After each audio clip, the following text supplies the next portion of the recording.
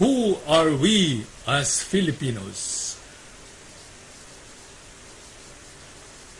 According to a Filipino historian, Renato Constantino, we were the largest minority group in the Philippines.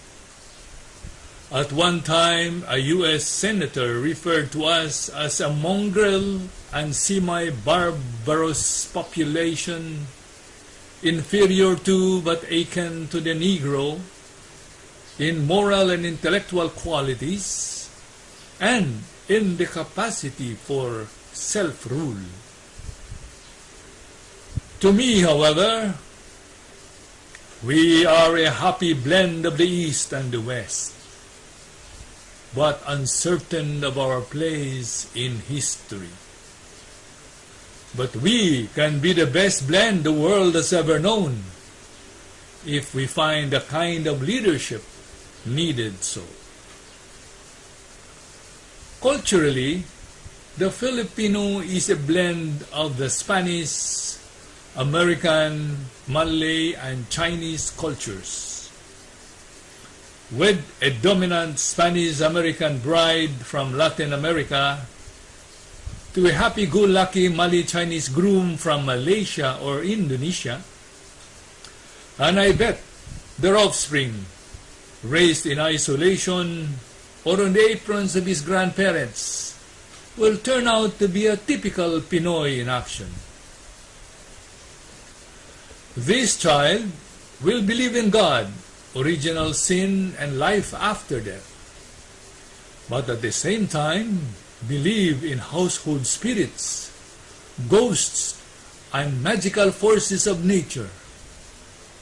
He will believe in free will, the power of faith, prayer, and divine providence, but at the same time also in predestination, reincarnation, and the cyclical nature of time.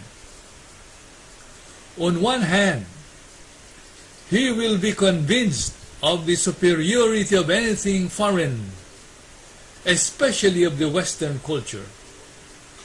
But on the other hand, he will feel obliged to follow local traditions, lest something terrible befalls on him and his family.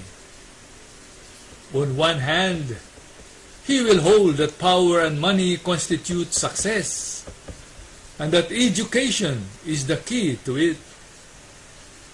But on the other hand, he will continue to believe that long life and big family is success, and that pakikisama is the main key to it.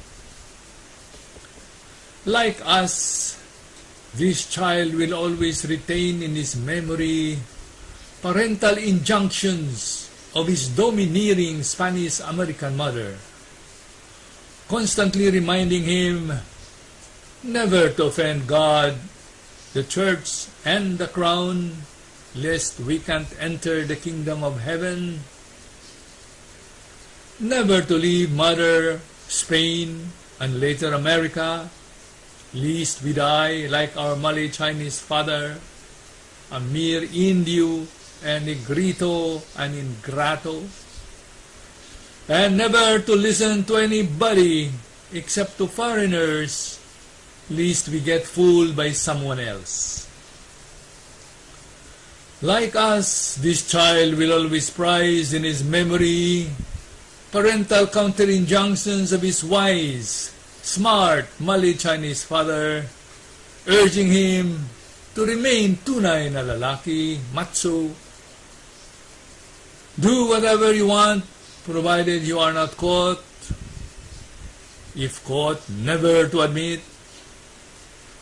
If forced to admit, to plead innocence on the grounds of force majeure or human frailty, sapagkat kami ay tao lamang, and then implicate everyone else.